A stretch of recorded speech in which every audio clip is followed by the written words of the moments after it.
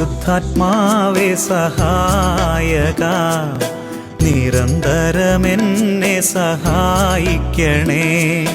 നിത്യവും കൂടെ വസിക്കുന്നോനേ, അഭിഷേകത്തിൻ അഗ്നി നിറച്ചിടണേ.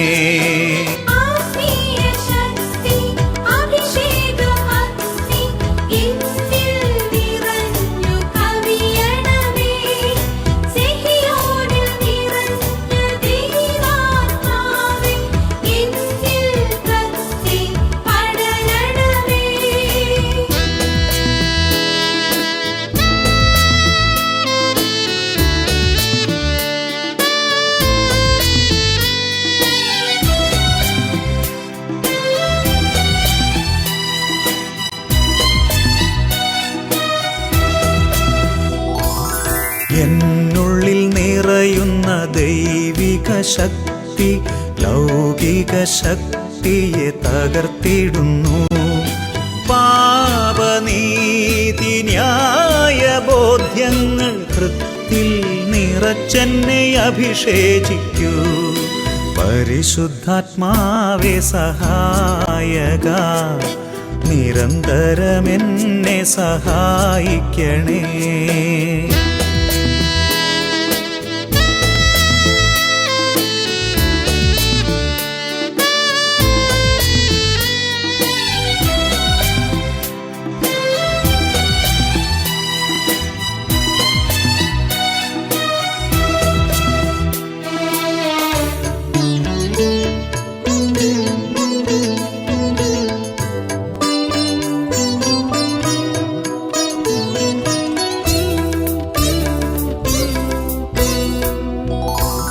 വചനം പഠിക്കുവാൻ കൃപ ചൊരിയണമേ, അനുസ്മരിച്ചിടാനും വരമരുളൂ. ദൈവപുത്രന് സാക്ഷ്യമേകാൻ അഭിഷേക അഗ്നിയെ ജ്വലിപ്പിച്ചിടൂ.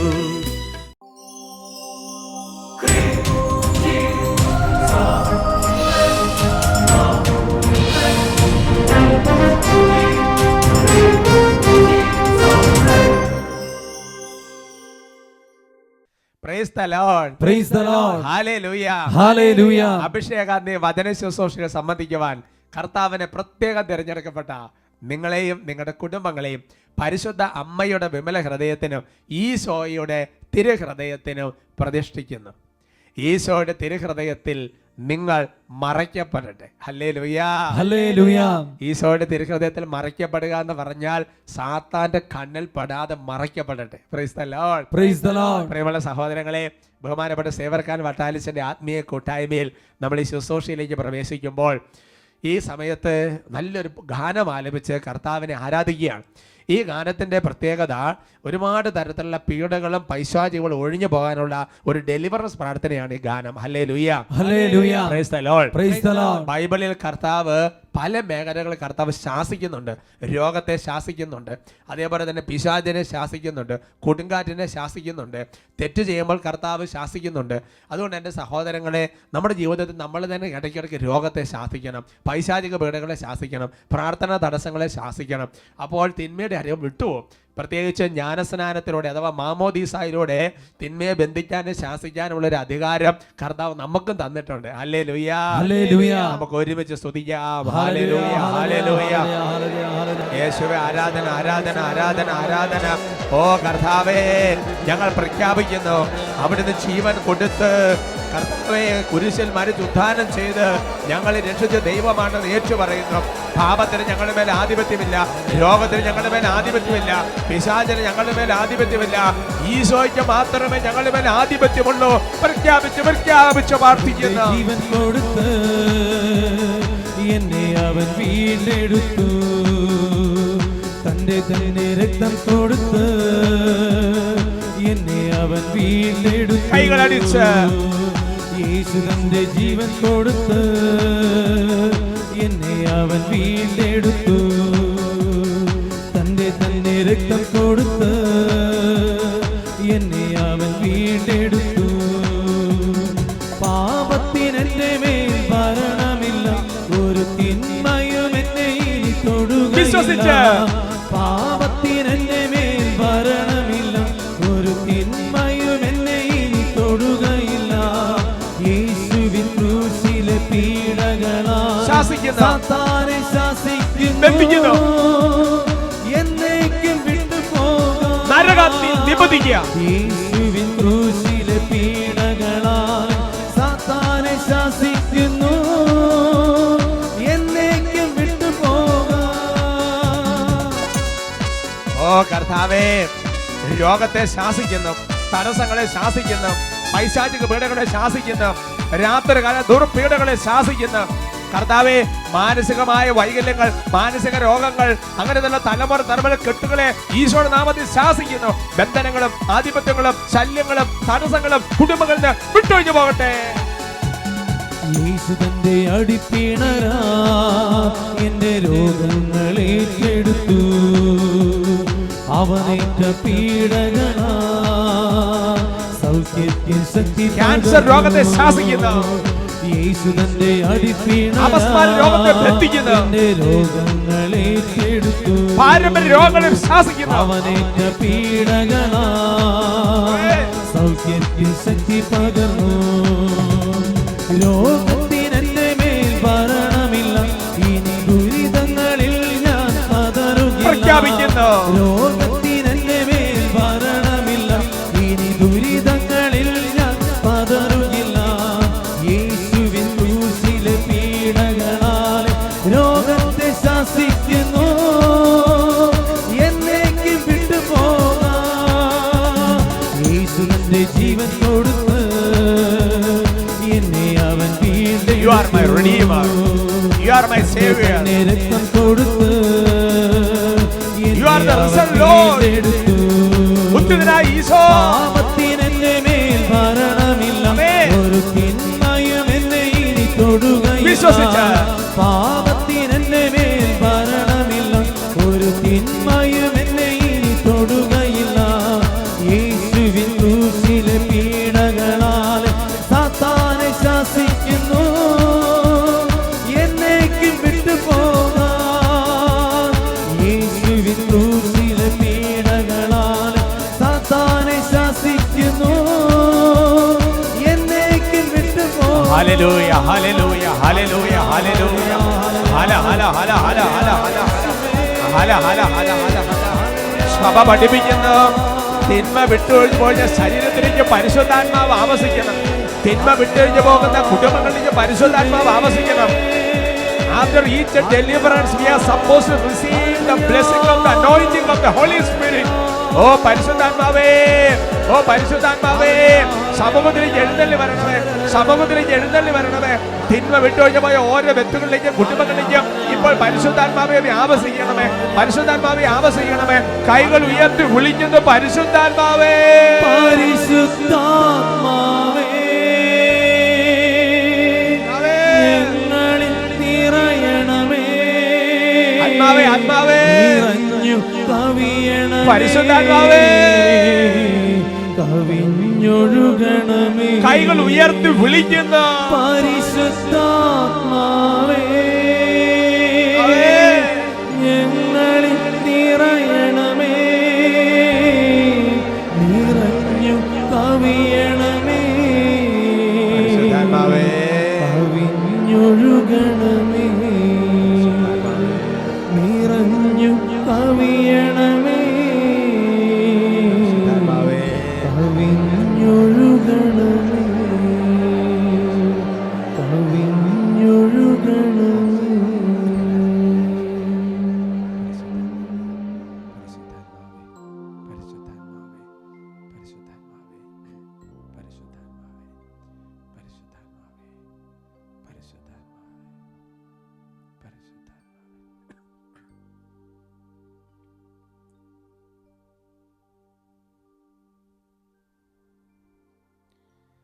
Praise the Lord. Praise the Lord. Hallelujah. Hallelujah. കർത്താവിന്റെ സന്നിധിയിൽ നല്ല സന്തോഷത്തോടെ ഇരിക്കുക. കുഞ്ഞുങ്ങളെ, നിങ്ങൾക്കൊക്കെ സുഖമാണോ? Praise the Lord. Praise the Lord. കുഞ്ഞുങ്ങളെ കാണുമ്പോൾ കർത്താവിന് വലിയ സന്തോഷമാണ്. പ്രിയമുള്ള സഹോദരങ്ങളെ, ഇന്ന് നമ്മൾ ചിന്തിക്കുന്ന വിഷയം അനുഗ്രഹം പ്രാപിക്കാൻ തടസ്സം നീക്കുക. ഹല്ലേലൂയ. ഹല്ലേലൂയ. ബൈബിളിൽ നമുക്കെല്ലാം വളരെ ഇഷ്ടപ്പെട്ട ഒരു കഥാപാത്രമാണ് പൂർവ്വ യാക്കോബ്. വിശുദ്ധ കുർബാനയിൽ അല്ലേ യാക്കോബിനെ അനുസ്മരിച്ചുകൊണ്ട് നമ്മൾ പ്രാർത്ഥിക്കുന്നുണ്ട്. അബ്രാഹാം, ഇസഹാക്ക്, യാക്കോബിനൊക്കെ അനുസ്മരിച്ചുകൊണ്ട്. എൻ്റെ പ്രിയപ്പെട്ട സഹോദരങ്ങളെ, എന്താണ് യാക്കോബിൻ്റെ പ്രത്യേകത? യാക്കോബിൻ്റെ പ്രത്യേകത എന്ന് പറയുന്നത് അമ്മയുടെ ഉദരത്തിൽ വെച്ച് പേര് ചൊല്ലി വേർതിരിക്കപ്പെട്ടവനും വിളിക്കപ്പെട്ടവനും അഭിഷേകത്തിൽ നിറയാൻ കർത്താവ് പ്രത്യേകിച്ച് വേർതിരിച്ചവനുമാണ് ബൈബിളിലെ പൂർവ്വ യാക്കോബ്. അത്രയ്ക്ക് ദൈവകൃപയാണ് യാക്കോബിന്റെ ജീവിതത്തിൽ കർത്താവ് വാഗ്ദാനം ചെയ്തിരിക്കുന്നത്. അമ്മയുടെ ഉദരത്തിൽ വെച്ചതിന് അരുളപ്പാടുണ്ടായി. ഇളയവനായിരിക്കും അഭിഷേകം പ്രാപിക്കുന്നത്, മൂത്തവനായിരിക്കുകയില്ല. മൂത്തവൻ ദാസ്യവൃത്തി ചെയ്യും. യാക്കോബ് വേർതിരിക്കപ്പെട്ടു, പേര് വിളിക്കപ്പെട്ടു, തെരഞ്ഞെടുക്കപ്പെട്ടു, അല്ലേ? അഭിഷേകം ചെയ്യാൻ വേണ്ടി കർത്താവ് മാറ്റി നിർത്തിയിരിക്കുന്ന വ്യക്തിയാണ്. പക്ഷേ യാക്കോബിന്റെ ചരിത്രം നമ്മൾ പഠിക്കുമ്പോൾ മനസ്സിലാകുന്ന ഒരു കാര്യം, എത്ര ചെയ്തിട്ടുണ്ടല്ലോ, എത്ര കഴിഞ്ഞിട്ടുണ്ടല്ലോ, യാക്കോബ് എന്ത് ചെയ്ത അഭിഷേകം പ്രാപിക്കുന്നില്ല. യാക്കോബ് അഭിഷേകം പ്രാപിക്കാത്തതിന് എന്താണ് കാരണം? യാക്കോബ് തെരഞ്ഞെടുക്കപ്പെട്ടവനായിരുന്നെങ്കിലും യാക്കോബിന് കയ്യിലിരിപ്പ് ശരിയായിരുന്നില്ല എന്ന് വേണമെങ്കിൽ നമുക്ക് പറയാം. എന്ന് പറഞ്ഞാൽ യാക്കോബ് അപ്പൻ്റെ മുഖത്ത് നോക്കിയൊരു നുണ പറഞ്ഞു, സഹോദരൻ ഏസാവിനെ ചതിച്ചു എന്ന് പറഞ്ഞാൽ മൂത്തപുത്രൻ്റെ അവകാശം അല്ലെങ്കിൽ കടിഞ്ഞൂലാവകാശം, 2 അനുഗ്രഹങ്ങൾ അവൻ ഒറ്റയടിക്ക് മാറ്റിയെടുത്തു. അങ്ങനെ യാക്കോബ് ആ ദേശത്ത് നിന്ന് ഒളിച്ചുപോയി. അങ്ങനെ ദൂരദേശത്ത് ലാബാന്റെ കൂടെ താമസിക്കുകയാണ്. പ്രിയപ്പെട്ട സഹോദരൻ, നിങ്ങൾക്കറിയാം, പിന്നെ ലയ വിവാഹം കഴിക്കുന്നു, റാഹേലിനെ വിവാഹം കഴിക്കുന്നു. പക്ഷെ എത്ര ശ്രമിച്ചിട്ടും യാക്കോബ് എന്തു ചെയ്ത് അനുഗ്രഹം പ്രാപിക്കുന്നില്ല. അവസാനം യാക്കോബ് മടുത്ത് എത്ര ചെയ്തിട്ടും അനുഗ്രഹം പ്രാപിക്കുന്നില്ല. എന്ന് കഴിഞ്ഞാൽ ചെല്ലുന്ന സ്ഥലത്തെല്ലാം പ്രശ്നങ്ങളാണ്. യാക്കോബിന്റെ അമ്മായിയപ്പൻ പല പ്രാവശ്യം ചതിക്കുന്നുണ്ട്. എൻ്റെ സഹോദരങ്ങളെ, യാക്കോബ് അപ്പൻ്റെ മുഖത്തൊക്കെ ഒരു നുണ പറഞ്ഞു. പക്ഷേ അമ്മായിയപ്പൻ ലാബാൻ പല പ്രാവശ്യം യാക്കോബിനെ നുണ പറഞ്ഞ് പറ്റിക്കുന്നത് കാണാൻ പറ്റും. യാക്കോബ് സഹോദരനെ ഒരു പ്രാവശ്യം പറ്റിച്ച്. എന്നാൽ സഹോദരങ്ങളെ, ഈ യാക്കോബിന്റെ ഭാര്യയുടെ ആങ്ങളമാര് പല തവണ കൂലിയിലൊക്കെ വ്യത്യാസം വരുത്തി ഒരുപാട് യാക്കോബ് ദിനപ്രതി അടിഞ്ഞടിഞ്ഞ് പോവാണ്. അങ്ങനെ യാക്കോബ് ഒരു ദിവസം കർത്താവിന്റെ സന്നലിരുന്നു. അവൻ കർത്താവിന്റെ മുഖത്ത് നോക്കി, എന്തുകൊണ്ടാണ് അനുഗ്രഹം പ്രാപിക്കാത്തത്? എൻ്റെ സഹോദരൻ 10-21 വർഷമായി എന്ന് പറഞ്ഞാൽ റാഹേലിന് വേണ്ടി 7 വർഷം, ലേയായ്ക്ക് വേണ്ടി 7 വർഷം, 7 14, പിന്നെ ആട് ലാഭത്തിന് വേണ്ടി ഒരു 6 വർഷം, അങ്ങനെ 20-21 വർഷമായിട്ട് യാക്കോബ് എന്ത് ചെയ്ത് അഭിഷേകം പ്രാപിക്കുന്നില്ല. അങ്ങനെ യാക്കോബ് ദൈവസന്നിരുന്ന് ദൈവത്തിന്റെ മുഖത്തേക്ക് നോക്കി, എന്താണ് ഞാൻ അനുഗ്രഹം പ്രാപിക്കാത്തതിന് കാരണം? എന്താണ് എൻ്റെ ജീവിതത്തിന്റെ തടസ്സം? ഇത്രയും പ്രോമിസ്, ഇത്രയും വാഗ്ദാനം ദൈവം പറഞ്ഞിട്ട് എന്തുകൊണ്ട് ഞാനൊന്ന് കരകയറുന്നില്ല? ഒരു പക്ഷേ എൻ്റെ സഹോദരങ്ങളെ, നമ്മൾ ധ്യാനത്തിന് പല ശുശ്രൂഷകൾക്കൊക്കെ പോകുമ്പോൾ പലതരത്തിലുള്ള മെസ്സേജുകൾ, സന്ദേശങ്ങൾ പരിശുദ്ധാത്മ നിറവിൽ പലരും നിങ്ങളോട് പറഞ്ഞിട്ടുണ്ടാവും. എന്നാൽ പലതും നിറവേറുന്നതായിട്ട് കാണുന്നില്ല. എവിടെയാണ് പ്രശ്നം? ഒരു മേഖല ദൈവത്തിന്റെ സമയമാകാത്തത് കൊണ്ടായിരിക്കാം, അങ്ങനെ ഒരു സംഗതിയുണ്ട്. എന്നാൽ ഇവിടെ യാക്കോബിന് പ്രശ്നം അതല്ല. യാക്കോബ് ഇരുന്ന് ചിന്തിച്ചു, എന്തായിരിക്കും കാരണം? അങ്ങനെ ദൈവത്തിന് മുഖത്ത് നോക്കിയിരുന്നപ്പോൾ യാക്കോബിന് മനസ്സിലായി എന്താണ് തൻ്റെ ജീവിതത്തിന്റെ പ്രശ്നമെന്ന്. അവിടെ യാക്കോബ് പെട്ടെന്നൊരു തീരുമാനം എടുത്തു. യാക്കോബിന് പെട്ടെന്ന് കാര്യം പിടികിട്ടി. യാക്കോബ് വേഗം എഴുന്നേറ്റ് വേഗം തന്നെ രാത്രി ഭാര്യമാർ 2 പേരെ വിളിച്ചെഴുന്നേൽപ്പിച്ചു. മക്കൾ 10-11 പേരുണ്ട്, അവരെല്ലാം വിളിച്ചെഴുന്നേൽപ്പിച്ചു. അതേപോലെ തന്നെ യാക്കോബിന് ആയിരക്കണക്കിന് പരിചാരകരും ഉണ്ട്, അവരെല്ലാം വിളിച്ചെഴുന്നേൽപ്പിച്ചു. എന്നിട്ട് പറഞ്ഞു, പെട്ടെന്ന് വസ്തുക്കളെല്ലാം പാക്ക് ചെയ്യുക, വേഗം നമ്മൾ യാത്ര പുറപ്പെടുകയാണ്, ആടുമാടുകളെ മുഴുവൻ കൂട്ടിന്ന് പുറത്തെടുക്കുക. അവർ ചോദിച്ചു, എങ്ങോട്ട് യാത്ര പുറപ്പെടുന്നത്? ഉടനെ പറഞ്ഞു, നമ്മൾ തിരിച്ചു പോവുകയാണ്, നമ്മുടെ അപ്പൻ്റെ അടുത്തേക്ക്, നമ്മൾ ചതിച്ചിട്ട് പോന്ന സഹോദരൻ്റെ അടുത്തേക്ക് തിരിച്ചു പോകുന്ന തീരുമാനമെടുത്തു. അങ്ങനെ തിരിച്ച് യാത്ര പുറപ്പെട്ടു. ഉൽപ്പത്തിയുടെ പുസ്തകത്തിൽ 32-ാമത്തെ അധ്യായത്തിൽ ചെല്ലുമ്പോൾ യാബോക്ക് എന്ന് പറയുന്ന ഒരു കടത്തിന് സമീപം ചെല്ലുമ്പോൾ യാക്കോബ് 2 ഭാര്യമാരെയും മക്കളെയും അക്കരെ കടത്തി വിട്ടു. എന്നിട്ട് പരിചാരകമാരെല്ലാം അകത്തുക്കര കയറ്റി വിട്ടു. മുഴുവൻ ആടുകളെ അക്കരെ കണ്ടെത്തി. എന്നിട്ട് യാക്കോബ് മാത്രം ഇക്കരെ നിന്നു. അവിടെ വെച്ച് നിങ്ങൾക്ക് അറിയാവുന്നതുപോലെ ദൈവത്തിൻ്റെ ദൂതൻ ഇറങ്ങി, ദൈവത്തിൻ്റെ സാന്നിധ്യം ഇറങ്ങി. അവിടെ ഒരു മൽപ്പിടുത്തം നടന്നു. അവസാനം യാക്കോബിന്റെ ശിരസിൽ കരങ്ങൾ വെച്ച് അനുഗ്രഹിച്ചിട്ട് യാക്കോബിന്റെ പേര് ഇസ്രായേൽ എന്നാക്കി മാറ്റി. അവനെ കർത്താവ് അഭിഷേകം ചെയ്തു, അവനെ കർത്താവ് അനുഗ്രഹിച്ചു. Hallelujah, hallelujah, praise the lord, praise the lord. ഇതൊക്കെ കൊച്ചു കുട്ടികൾക്ക് അതൊക്കെ നല്ലതുപോലെ ഹൃദയത്തിൽ അറിയാവുന്ന കാര്യങ്ങളാണ്. അതിനുശേഷം ഉൽപ്പത്തിയുടെ പുസ്തകത്തിൽ 33-ാം അധ്യായത്തിൽ 1-ാമത്തെ വാക്യം മുതൽ ഒരു രംഗം കാണുന്നുണ്ട്. യാക്കോബ് ആ പുഴ അങ്ങോട്ട് കടന്ന് തലയുയർത്തി നോക്കിയപ്പോൾ രംഗം കാണുവാണ്. അതിങ്ങനെയാണ് വായിക്കുന്നത്: യാക്കോബ് തല ഉയർത്തി നോക്കിയപ്പോൾ ഏസാവ് 400 പേരുടെ അകമ്പടിയോടെ വരുന്നത് കണ്ടു. Price the lord, praise the lord. എന്ന് പറഞ്ഞാൽ യാക്കോബ് പുഴ അങ്ങോട്ട് കയറി നോക്കുമ്പോൾ ഏസാവ് ഒരു 400 പേരുടെ അകമ്പടിയോട് കൂടി ഇങ്ങോട്ട് വരികയാണ്. അത് നമുക്ക് ഇങ്ങനെ വ്യാഖ്യാനിക്കാം. എൻ്റെ സഹോദരങ്ങളെ, ആ സമയത്ത് അവിടെയുള്ള മുഴുവൻ സ്വത്തുക്കൾ ഇപ്പോൾ ആരുടെ കൈവശമാണ്? ഏസാവിൻ്റെ കൈവശമാണ്. അപ്പോൾ ഏസാവിൻ്റെ കുറച്ച് പരിചാരകന്മാർ അല്ലെങ്കിൽ ശിങ്കിടികൾ അവർ നോക്കിക്കഴിഞ്ഞപ്പോൾ ഇതാ വലിയൊരു സൈന്യം ഇങ്ങനെ പുഴ കടന്ന് വരുന്നത് കാണുകയാണ്. അവർ നോക്കി ആരാണ് നേതൃത്വം വഹിക്കുന്നത്. അപ്പോൾ അവർ കണ്ടു യാക്കോബാണ് മുമ്പിൽ നിൽക്കുന്നത്. ഈ സമയത്ത് ഈ ഏസാവിൻ്റെ ശിങ്കിടികൾക്ക് ആരോടാണ് താല്പര്യം? ഏസാവിനോടാണ് താല്പര്യം. ഏസാവിനോടാണ് അവർക്ക് കൂറുള്ളത്. അതുകൊണ്ട് എൻ്റെ പ്രിയപ്പെട്ട സഹോദരങ്ങളെ, അവർ വേഗം ഓടി ഏസാവിനെ ചെന്ന് വിവരം അറിയിച്ചു. ഇതാ നമ്മുടെ ചതിയ യാക്കോബുണ്ടല്ലോ, അങ്ങനെ 2 അനുഗ്രഹങ്ങൾ ഒറ്റയടിക്ക് തട്ടിയെടുത്തവൻ, അവനിതാ ആ പുഴ കടന്ന് ഇങ്ങോട്ട് കയറിയിട്ടുണ്ട് എന്നൊരു വിവരം കൊടുത്തു. എൻ്റെ സഹോദരൻ ഇത് കേട്ടപ്പോൾ ഏസാവിൻ്റെ ഉള്ളിൽ അതുപോലെ ഒരു സംഗതി അങ്ങോട്ട് ഒരു കലിപ്പ് ഉയർന്നു വന്നു.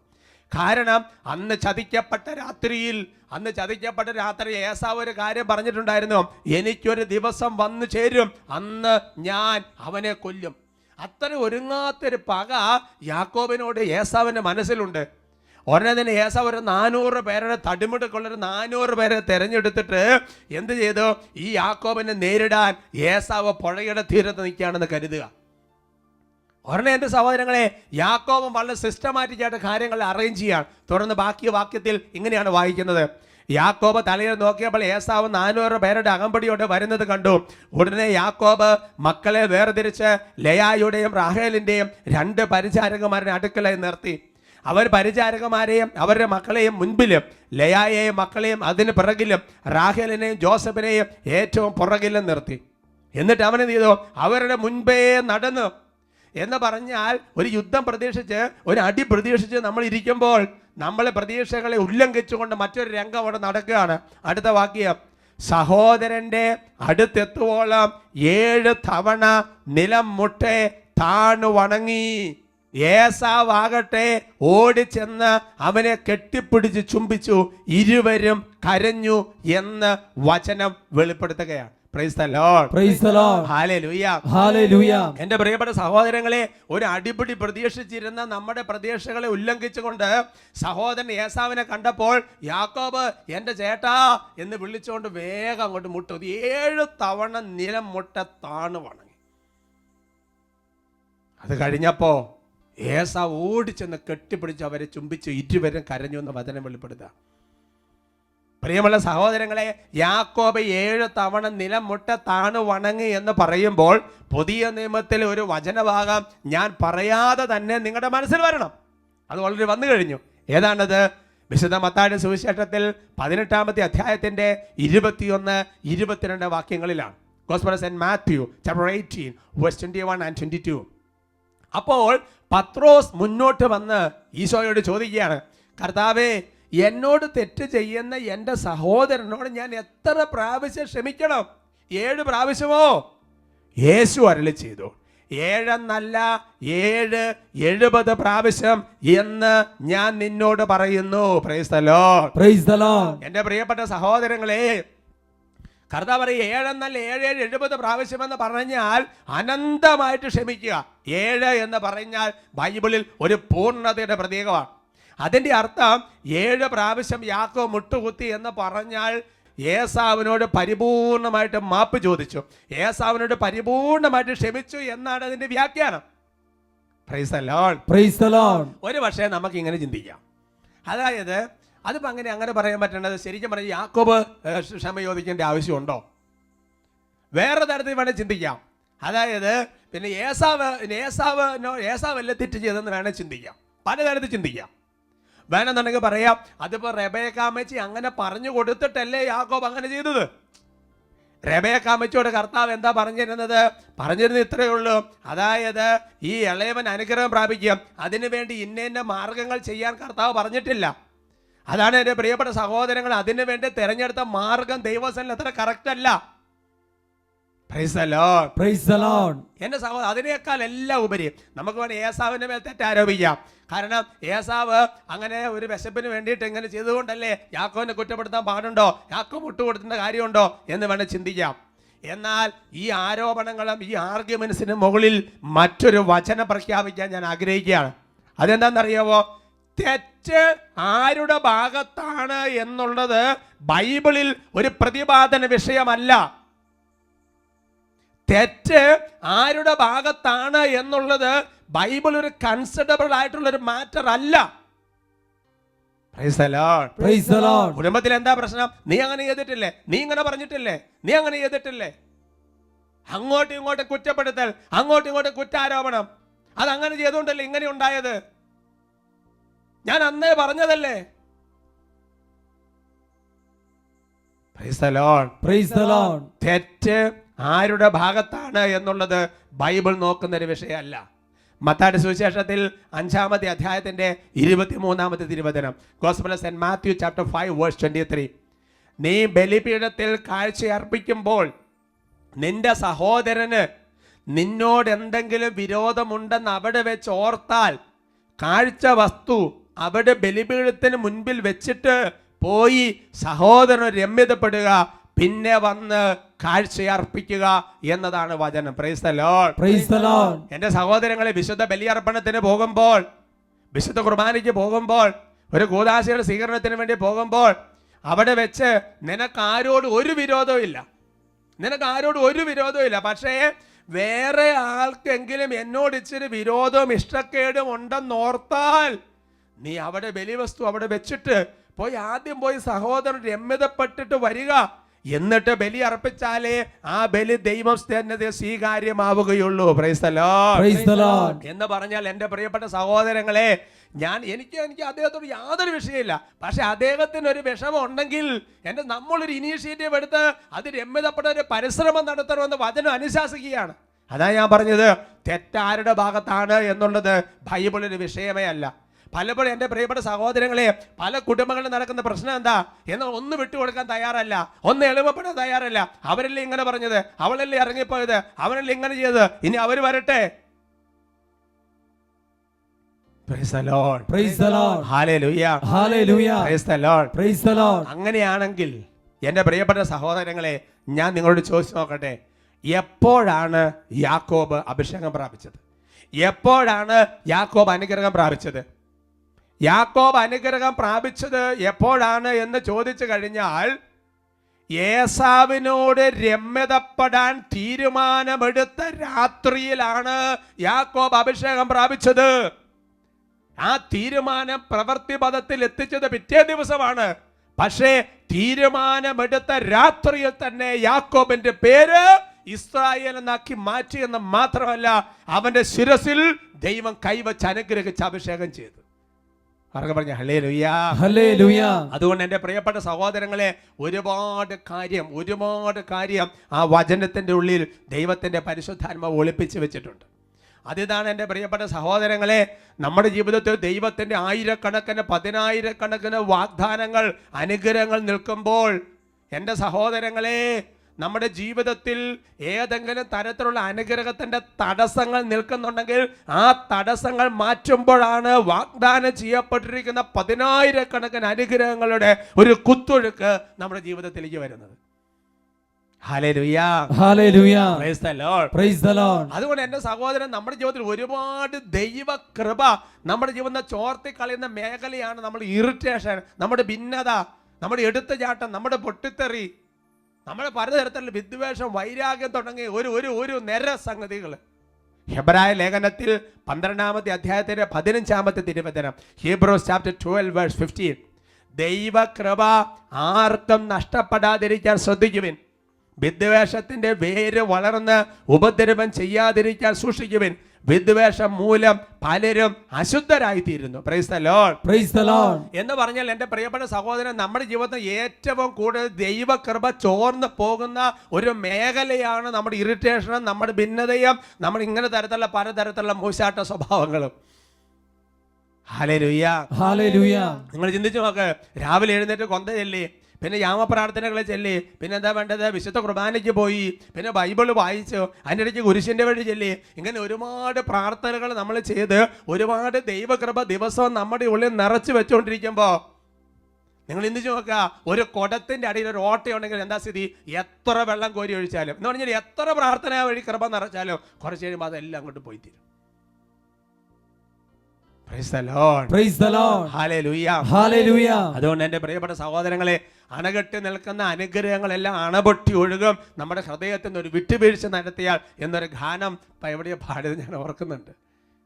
അവർക്ക് പറഞ്ഞ ഹല്ലേലൂയ, ഹല്ലേലൂയ. അതുകൊണ്ട് എൻ്റെ സഹോദരങ്ങളെ, അനുഗ്രഹം പ്രാപിക്കണമെങ്കിൽ തടസ്സങ്ങൾ ആദ്യം നീക്കണം. ഒരു പുതിയ കിണർ കുത്താൻ വിചാരിക്കുക. ആ കിണർ കുത്തുന്ന സമയത്ത് ഉറവക്കണ്ണുകൾ ഉണ്ടാകും. അങ്ങനെ കിണറിൻ്റെ അടിഭാഗത്ത് ഉറവക്കണ്ണുകൾ കാണുമ്പോൾ ആ ഉറവക്കണ്ണിൽ ഏതെങ്കിലും കല്ലിരിപ്പണെങ്കിൽ ആ കല്ലൊക്കെ അങ്ങോട്ട് എടുത്ത് മാറ്റി കഴിയുമ്പോഴാണ് വെള്ളം ഇങ്ങോട്ട് നന്നായിട്ട് ഒഴുകി വരുന്നത് എന്ന് പറയുന്നത് പോലെ കൃപ, അനുഗ്രഹം, അഭിഷേകം വരാനുള്ള തടസ്സങ്ങൾ ആദ്യം നീക്കുക.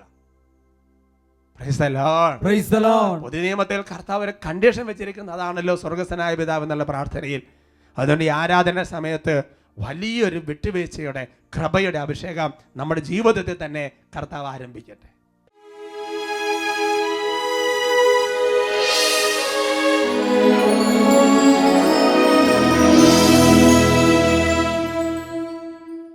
ജോബിന്റെ പുസ്തകത്തിൽ വചനം ഇങ്ങനെ പഠിപ്പിക്കുന്നു: ഇതാ കർത്താവ് കടന്നു പോകുന്നു, എല്ലാവരും അവിടുത്തെ കാണുന്നു, എന്നാൽ ഞാൻ മാത്രം അവിടുത്തെ കാണുന്നില്ല.